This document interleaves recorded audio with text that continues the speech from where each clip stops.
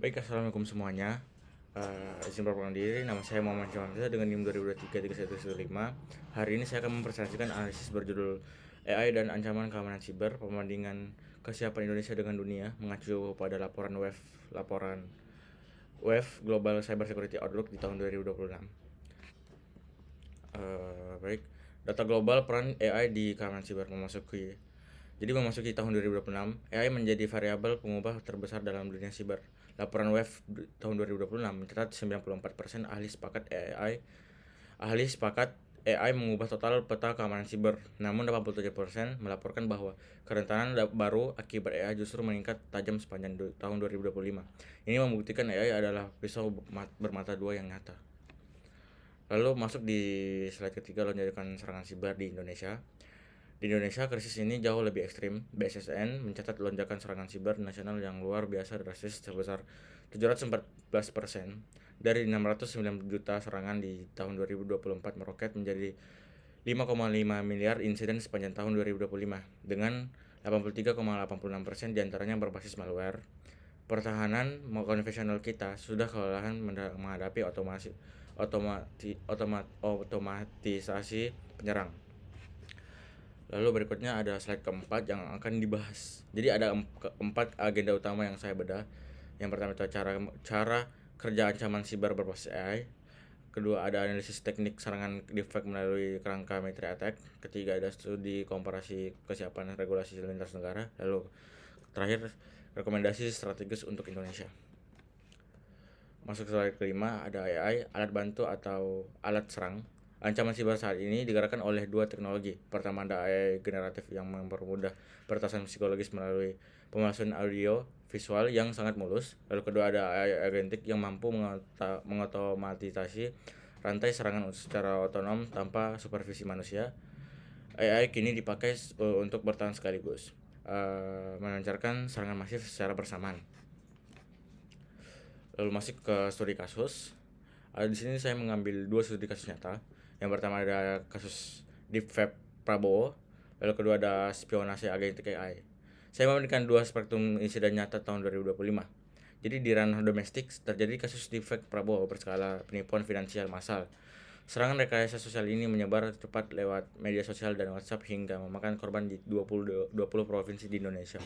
Sementara di level global ada kasus spionase agentik AI yang diungkap Anthropic, peretasan infrastruktur kritis mulai dari pengintaian, eksploitasi celah sistem hingga pencurian data berjalan sepenuhnya otonom oleh agen AI dari awal sampai akhir tanpa operator manusia. Lalu masuk ke slide 8, itu pemetaan teknik serangan Metri Attack. Jika dipetakan menggunakan matriks Metri Attack, efisiensi AI terlihat nyata. Pada fase reconnaissance dan resource development, AI mempercepat pengumpulan data dan pembuatan aset palsu. Pada tahap initial akses hingga impact, AI agentic mengeksploitasi celah dan mengeksfiltrasi data secara mandiri. AI memanfaatkan siklus peretasan yang semula memakan waktu berhari-hari menjadi hitungan jam saja. Lalu berikutnya, kenapa ini bisa terjadi? Akar masalahnya ada 5. Pertama itu ada teknologi generatif kini sangat murah.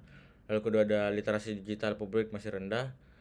Lalu ketiga ada aturan hukum spesifik AI di Indonesia belum ada. Lalu keempat itu ada adanya fakta global bahwa 36% organisasi belum menguji keamanan AI. Serta kelima itu ada kelangkaan SDM cyber AI yang kompeten. Lalu slide berikutnya ada dampaknya kemana aja. Dampaknya merusak multidimensi. Masyarakat rugi finansial massal. Ekonomi terancam kerugian makro seperti kasus ransomware Jaguar Land Rover senilai 196 juta pound sterling. Organisasi menghadapi risiko operasional baru dan pemerintah kehilangan legitimasi komunikasi resmi. Lalu slide berikutnya itu ada Indonesia versus dunia. Jadi seberapa siap kita dibandingkan negara lain. Di sini masuk di slide ini ada perbandingan aturan AI dan siber. Jadi tabel komparasi ini menunjukkan jurang pemisah regulasi yang lebar. Ketika Amerika Serikat mematangkan framework NIST, Tiongkok mewajibkan lapor insiden dalam 4 jam melalui CAC, Singapura merilis sertifikasi Cyber Trustmark, dan Uni Eropa menegakkan undang-undang tugas tegas EU AI Act, posisi Indonesia masih tertinggal karena hanya bersandar pada Undang-Undang eh, Perlindungan Data Pribadi yang umum, sementara RUU Keamanan dan Data dan Ketahanan Siber Mendek dibahas sejak 2019. Lalu slide berikutnya ada temuan utama. Jadi saya merangkum 5 temuan inti. Adalah penganda risiko yang agresif. Indonesia mengalami lonjakan serangan 714% yang lebih parah dari tren global. Masyarakat kita sangat rentan manipulasi deflect. Ada gap hukum yang mengkhawatirkan dengan negara maju, serta kelangkaan SDM siber yang merupakan krisis struktural nasional. Lalu slide berikutnya itu melindungi data pribadi. Di sini untuk rekomendasi pemerintah. Jadi sebagai solusi, saya menawarkan rekomendasi strategis 3 pilar. Untuk pertama, pemerintah harus mempercepat pengesahan RUU KKS dengan klausul khusus AI, membangun skema sertifikasi keamanan AI nasional, dan memperkuat kapabilitas Threat Intelligence BSSN. Lalu slide berikutnya ada untuk rekomendasi industri. Kedua, pelaku industri wajib menjalankan proses penilaian keamanan AI secara berkala sebelum sistem digunakan, melibatkan fungsi siber sejak fase pengadaan vendor pihak ketiga, serta merutinkan simulasi serangan siber ekosistem. Lalu berikutnya untuk rekomendasi masyarakat.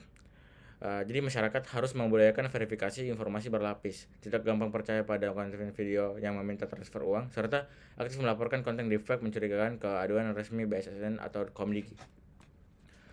Slide berikutnya untuk kesimpulannya, AI telah merevolusi wajah ancaman siber secara fundamental. Lonjakan kasus serangan dan kasus defect kepala negara membuktikan benteng pertahanan digital Indonesia saat ini masih sangat rentan. Jika reformasi di kebijakan dan investasi SDM informatika ini tidak dipercepat, jurang ketahanan digital kita dengan dunia luar akan semakin melebar menjelang tahun 2030. Baik, sekian pemaparan presentasi dari saya.